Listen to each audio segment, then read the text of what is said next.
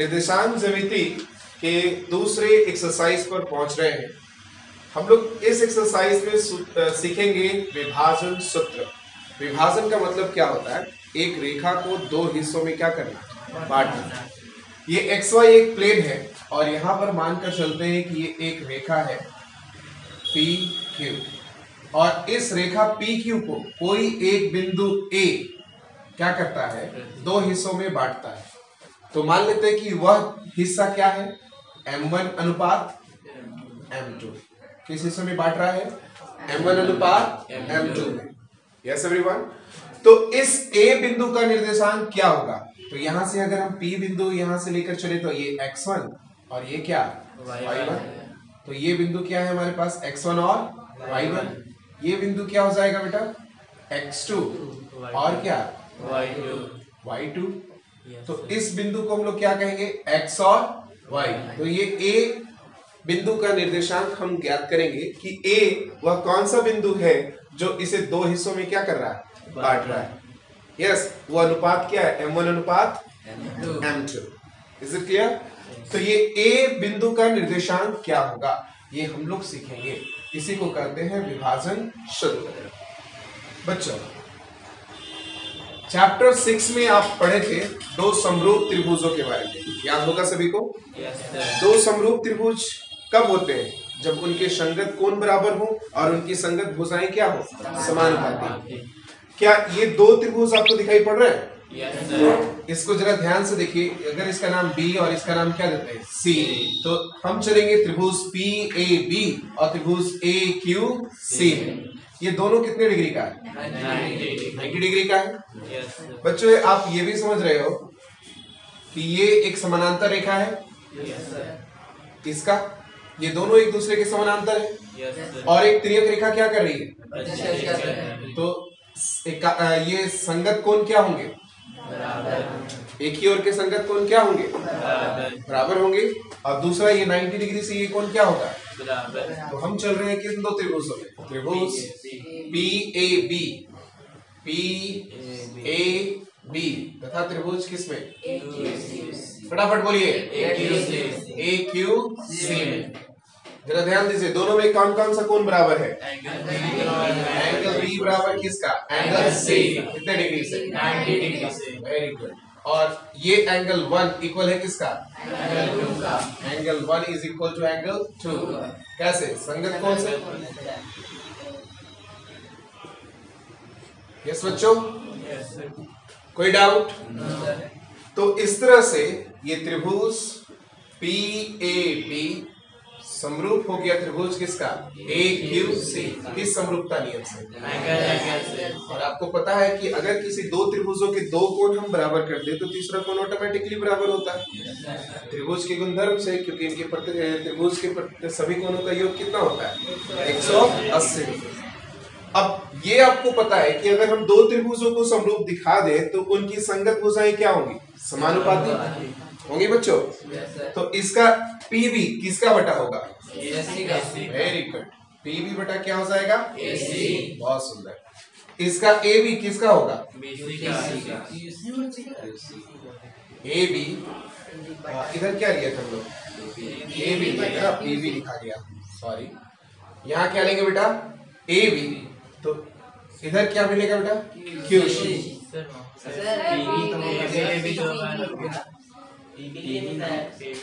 हाँ ठीक है, PB ये लिए थे ना बच्चों। Yes sir. तो इधर क्या आया था, AC। अब जरा देखिए, इसका PA लेंगे तो यहाँ क्या आएगा, वेरी गुड। PA लेंगे तो इधर क्या आएगा, AQ। बोलिए, समरूप त्रिभुज की संगत भुजाएं समानुपाती होती है।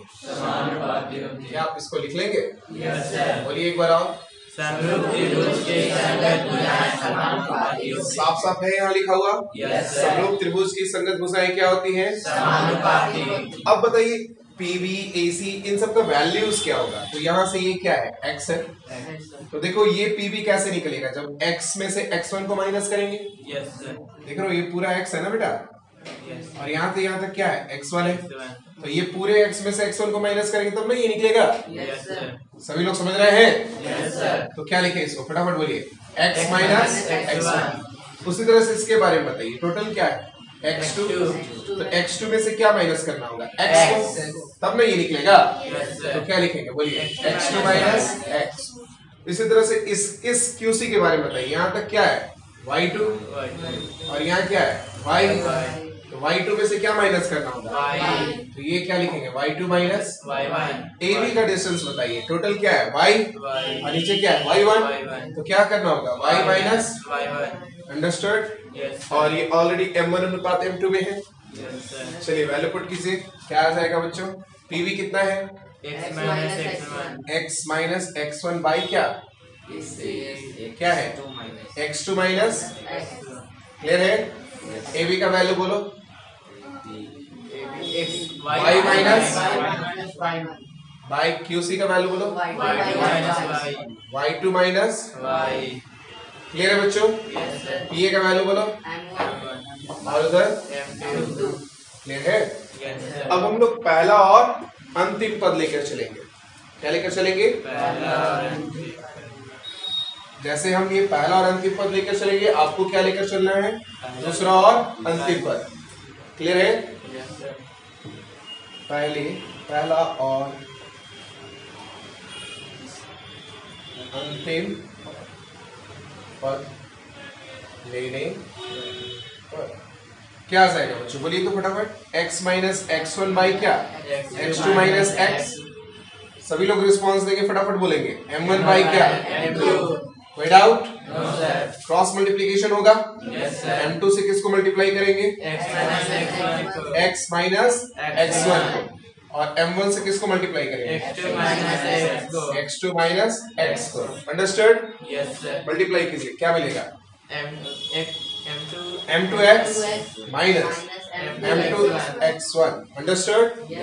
चलिए इधर बताइए, m1x2 माइनस m1x, क्लियर है, कोई डाउट, चलिए अब x वाले को एक तरफ लाइए और x1 x2 को एक तरफ लाइए, तो क्या मिलेगा बच्चों, ये उठाकर ये माइनस भी इधर आकर, तो क्या लिखेंगे बोलिए, m2x प्लस m1x होगा बच्चों। अब इसको उठाकर उधर ले जा रहे हैं, तो क्या मिलेगा बोलिए, m1x2 प्लस m2x1। इन दोनों में क्या कॉमन नजर आ रहा है, mx कॉमन आ रहा है, ये m2 है और ये m1 है, वो अलग अलग वैल्यू है ना, ये दोनों अलग अलग वैल्यू हैं, तो x कॉमन है, तो यहाँ से क्या बच रहा है m2 और यहाँ, तो पहले m1 को लिखते हैं, इसके बाद में m2 आएगा, very good, is equal to क्या m1x2 प्लस m2x1। अब ये मल्टीप्लाई उधर जाकर डिवाइड में, तो x का वैल्यू क्या आ गया m1x2 प्लस x1 बाई क्या यस, जैसे हम m1x2 m2 into x1 by m1 plus m2 लाए हैं, उसी तरह से आप किसका मान निकाल कर दिखाइए y का, तो y का जब निकालना होगा तो आप इन दोनों पदों को लेकर चलोगे, यस, और किसका मान निकाल कर लाओगे y का, तो ये आपका काम है, ये आप लोग अभी करेंगे, राइट।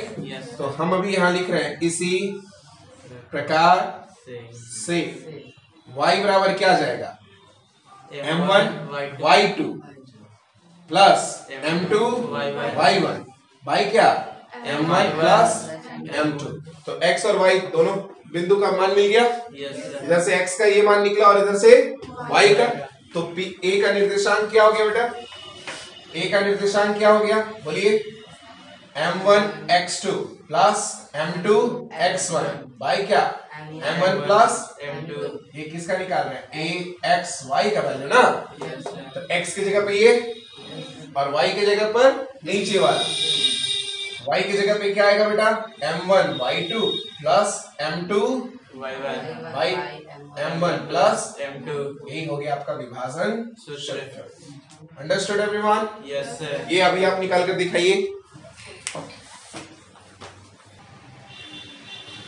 बच्चों। विभाजन सूत्र में आप एक और बात का ख्याल रखेंगे, अगर ये विभाजक बिंदु जो इस रेखा को दो हिस्से में क्या कर रहा है, बांट रहा है, अगर यह बिंदु इस पूरे रेखा का मध्य बिंदु होता कौन सा बिंदु होता? मध्य बिंदु। अगर मान लो ये PQ 10 सेंटीमीटर की रेखा होती और इसको बीचों बीच में ये विभाजित करता, दो बराबर हिस्सों में बांटता, तो ये 5 और ये भी 5 होता। 5/5 का अनुपात क्या होगा? 1:1। उस स्थिति में M1 का भी वैल्यू कितना होता और M2 का भी वैल्यू? तो आप यहाँ M1 और M2 का वैल्यू पुट करें कब? जब हमें ये पता हो कि A इस PQ का क्या है? मध्य बिंदु है। यहां लिख रहे हैं यदि A PQ का मध्य बिंदु हो तो, ठीक है, ध्यान से देखिए इधर बच्चों, अगर A PQ का क्या है? वीडियो में आ रहा है? PQ का मध्य बिंदु हो तो इस स्थिति में क्या होगा बच्चों? जहां M1 M2 है वहां पर एक वैल्यू पुट करेंगे, राइट और रॉन्ग? चलिए पुट कीजिए, तो क्या आ जाएगा? A x y, तो 1 इंटू x2 क्या मिलेगा? x2। 1 इंटू x1 क्या मिलेगा? 1 + 1, राइट बच्चों? यहां से क्या मिलेगा? 1 into y2, 1 into y1 by 1 + 1, right? इसको अरेंज करके रखो, लिखो, सजाइए इसको अच्छे से। तो A x y is equal to क्या लिखेंगे? x1 plus x2/2, y1 plus y2/2। ये क्या हो गया? जब विभाजक बिंदु क्या हो? रेखा का मध्य बिंदु हो तो हम विभाजन सूत्र क्या इस्तेमाल करेंगे? बोलिए, AXY इज इक्वल टू, जहां A क्या है? विभाजक बिंदु यानी मध्य बिंदु रेखा का, तो x1 plus x2/2, y1 plus y2/2, तो वो एक बिंदु का निर्देशांक हो जाएगा, विभाजक बिंदु का निर्देशांक हो जाएगा। अंडरस्टूड? नोट कीजिए उसको।